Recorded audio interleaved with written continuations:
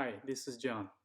If you have a Frigidaire 70-pin dehumidifier as shown on the picture on the left side, and if you experience problems to turn it on, don't dispose it.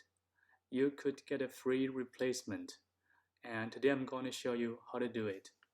This is the one I bought in Best Buy, about $250, 70-pin dehumidifier. This unit is pretty good.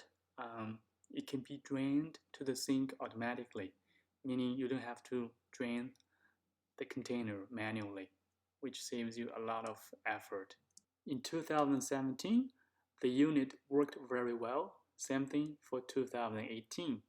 And for 2019, I was out of the country, so the unit was idle for the whole year.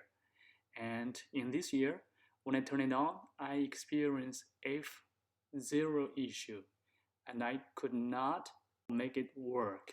I opened the humidifier and cleaned the sensor inside of it, but it did not help.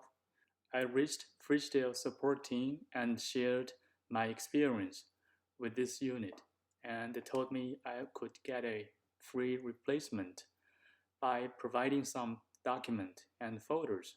So I'm going to show you what documents or folders you need in order to get a replacement. This is the first page of two I received from Frigidaire support team. So what you need to provide is you need to cut the service tag from your machine and attach to this paper, which is the second paper, and then attach a copy of the original appliance sales receipt and also the area code which was displayed, the picture I showed you before with the F0 arrow, and a picture showing the power cable cut in the middle. The last thing you need to do is put your signature and the date on this paper and mail it back to Frigidaire.